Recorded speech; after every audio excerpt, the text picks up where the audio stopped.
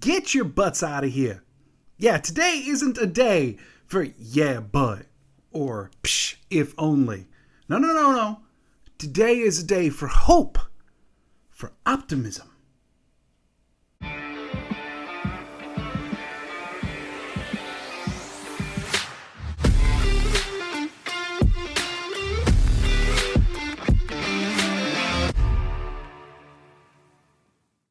What's up, everybody? Welcome to another episode of Lombardi Time Brews, where I'm your host, John Delray.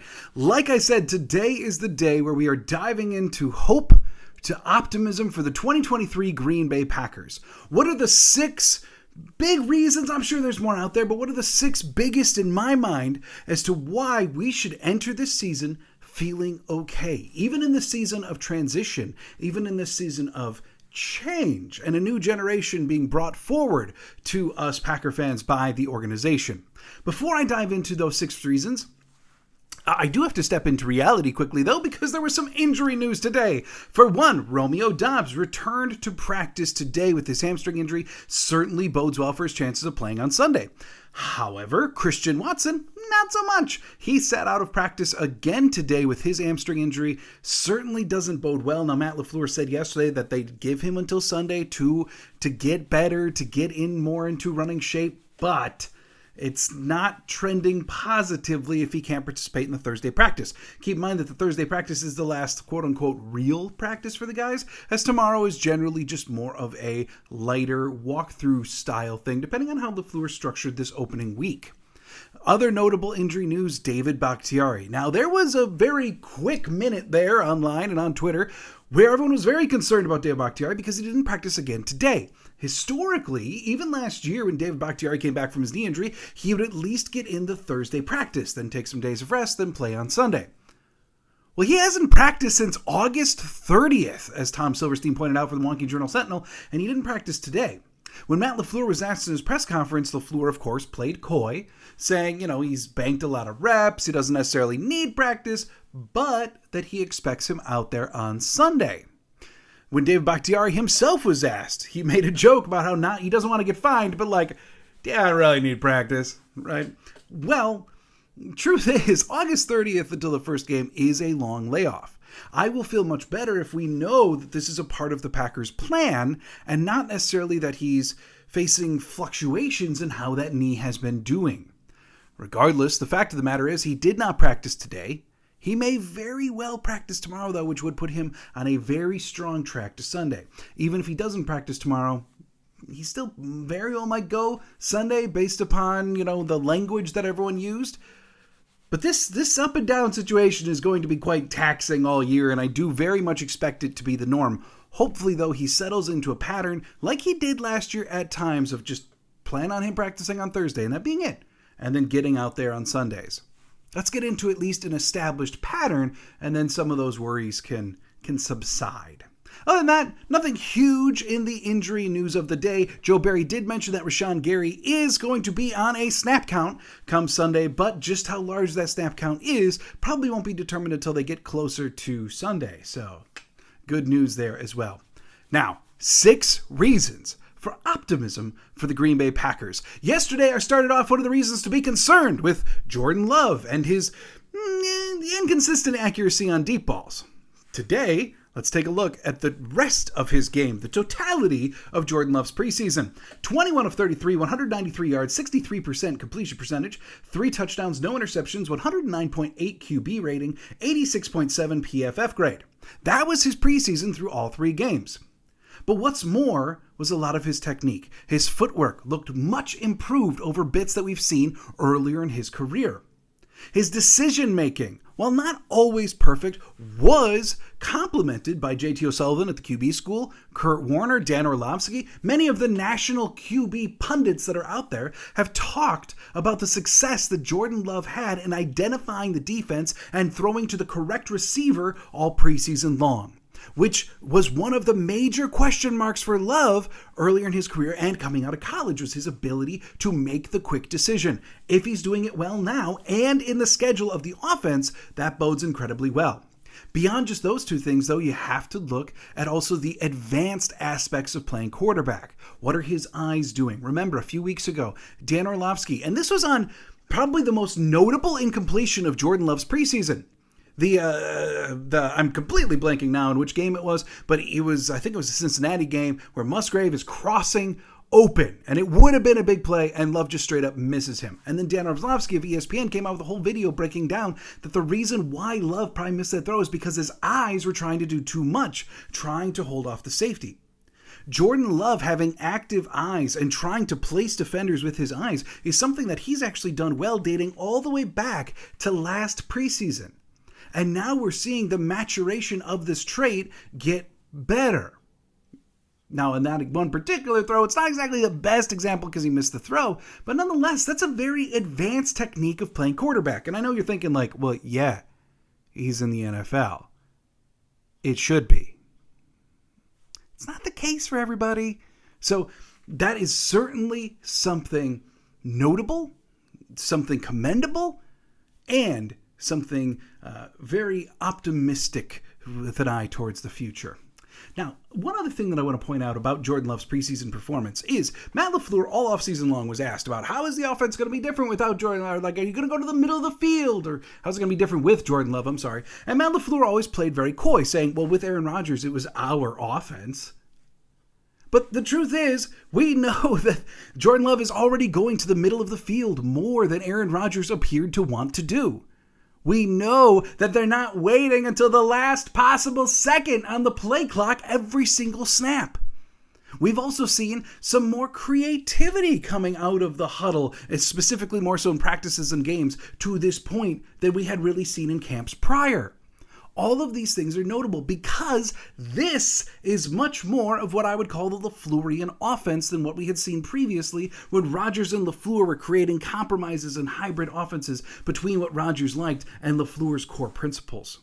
So if they can get back to that simplified delusions, those simplified creativities, those things that are hallmarks of LaFleur's game, it will go a long way to helping out this young offense develop quickly. So, this year, is he going to be Aaron Rodgers at his peak in terms of Jordan Love? No, of course not. Can he be Aaron Rodgers last year? Yes. With a more efficient offense, might that mean playoffs? Yes. Moving on to reason number 2, let's talk about the defensive finishes to the season. Now, I did mention Joe Barry and the reasons to be concerned yesterday, but to his credit, the Packers defense certainly ended the season quite well last year. They had actual sustained success. All throughout Joe Barry's tenure as defensive coordinator, there have been individual games of brilliance. Think back to the San Francisco playoff game a couple years ago, or just different spurts where the defense looked great. They had never put it together over a sustained stretch until the closing out of last year. They finished out the season last year by giving up 20 or fewer points in the final 5 games of the year. That's their longest streak since 2019. Also, in the 4 games that they won out of that 5-game stretch, they had 12 turnovers, which is the most over a 4-game span since 2016. Those stats coming from Bill Huber of Sports Illustrated. Now, mind you, all of that was against a relatively soft schedule. But what I would throw on there is the Packers can only play the schedule that they're handed. This year, if they're handed 17 backup quarterbacks, so what? You still got to go out and play defense and play well against 17 backup quarterbacks. You have to do your job regardless of who you're going against. And in the final 5 games last year, they certainly did. Keep in mind, too, that all of that success to close out the year was without Rashawn Gary, was without Eric Stokes. So there were certainly defensive players missing. The one player really notably that was there that won't be there this year was that of Adrian Amos. So, certainly reason for optimism if they can pick up where they left off. The other things that you could say about that defense is like, well, yeah, but it took Jair Alexander and other defensive players speaking up in order to get the scheme to change. Yeah, that's not the best look for Joe, but the thing is, it did change. The defense started playing more aggressively towards the end of the year. He actually adapted to what his players wanted.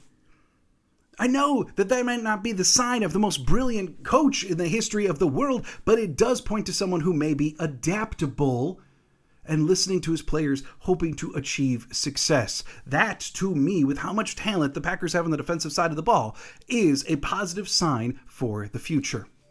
Number 3, let's take a look at the offensive line. ranked already by PFF to be the 8th best offensive line in the NFL. And if Zach Tom really pans out how we think he could at right tackle, they will shoot up those rankings possibly to the top 5 very, very quickly. If Josh Myers remembers how to snap the ball, they may also find themselves in the top 5. But the truth is, Matt Steinman put out a tweet at the end of the preseason listing off how many pass snaps the offensive line played, and then how many pressures they gave up. So let's just take a look at this. Elton Jenkins, 38-0. Josh Myers, 37-0. John Runyan Jr., 51-0. Zach Tom, 53-0. Yosh Nijman, 48-0. And Rasheed Walker, 78-2.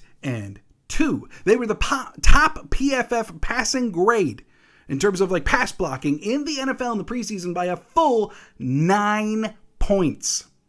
Not only that, but the Packers' depth at the tackle position is commendable to say the least. When you have Rasheed Walker, Yosh Nijman, and Caleb Jones on your bench, not to mention the versatility of an Elton Jenkins and the new Elton Jenkins and Zach Tom, really lends itself to a versatile and complete offensive line, something that they have not been able to say week in and week out over all of these years. And if you doubt the Packers' preseason depth, I would encourage you go back and watch some of the other preseason games. There are teams heavily and mightily struggling with the depth of their offensive line. I don't think you can say that about the Packers, with the exception of the interior. Once you get down to Royce Newman, Sean Ryan, then there are some struggles. But realistically, in order to get down to Royce Newman playing in a game for the Packers, you are looking at multiple injuries across the line, which again has not always been the case as Royce Newman has played throughout his career. Number 4, somewhat related to the offensive line, let's take a look at the run game for the Green Bay Packers. A.J. Dillon, Aaron Jones. Without a doubt, one of the best duos in the NFL, if not the best duo. Both have the ability to run and catch, even utilizing different styles. Certainly something going to be used in this Matt LaFleur offense. And there's not really much more to say beyond that. But if you want some raw stats just to support the position, they had 2,492 total yards from scrimmage last year. Over 1,200 of those yards came after contact on runs alone.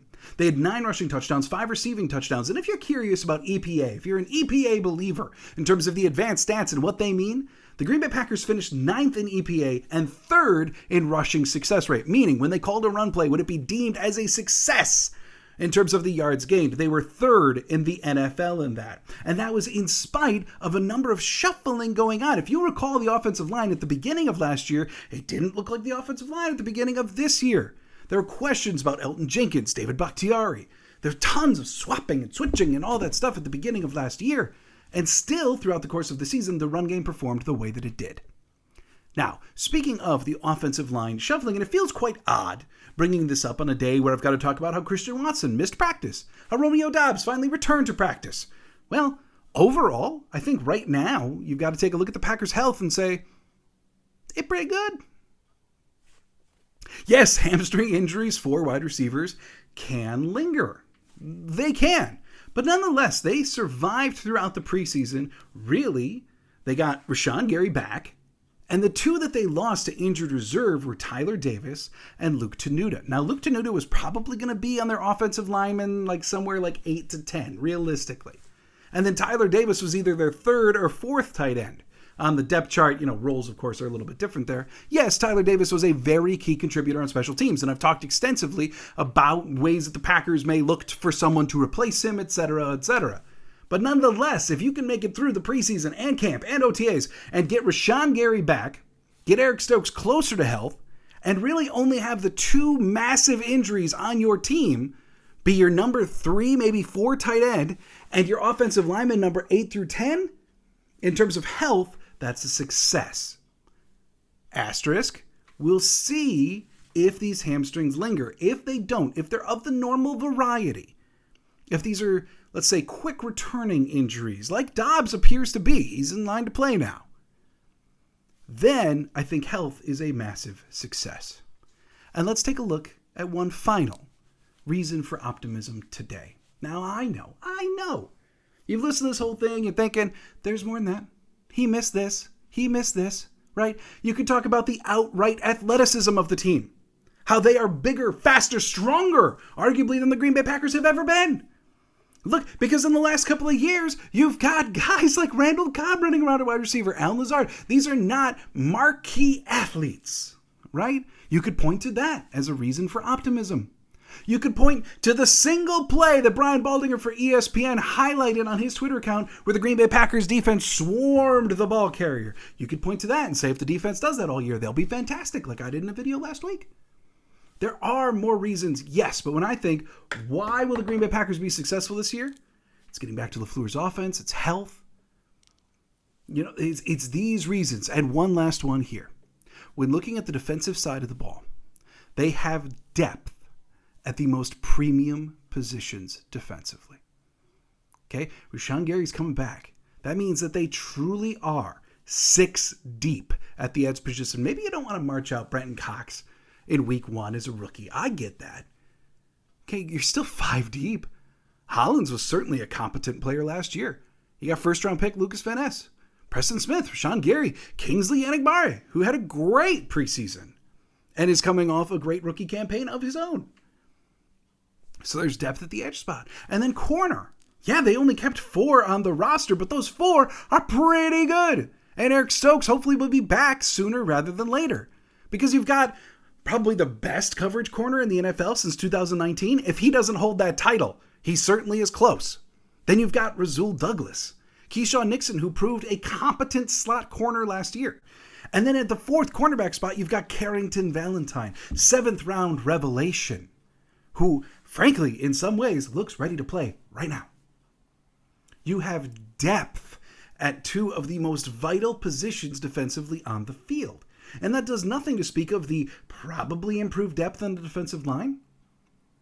Yeah, safety, we're not going to go there. I talked about that yesterday. But at corner, at D-line, edge, and you could make the argument that inside linebacker is deeper than it's historically been as well, just comparing it to other Packer teams over the span of the last half-decade. That's promising. And it also means that this team may be able to withstand if the health reason winds up turning against them. So, it's time. This is a very exciting Packers team. No, I'm not going to pretend as though they're perfect. Absolutely not. But I can say, in my personal opinion, that I'm more excited for this one than I've been in several. And I think the reasons why are pretty apparent. Thanks so much for tuning in to Lombardi Time Brews. I'll be back tomorrow previewing the Packers versus Bears Week 1 matchup. Yes, that's right. Probably going to do it a little bit later, like tomorrow evening-ish, to make sure that I can cover the final injury report as we get ready for the game. But look ahead to that. I'm going to be recapping the changes that the Bears made. I'm not going to talk about the changes the Packers made because I talk about that all the time. But then I'm going to talk about how these 2 teams match up for Week 1. Can't wait. And then also make sure you check out our watch party on Sunday for Packers versus Bears. Thanks so much for being here today. I hope you have a great night tonight. And as always, go Pack Go.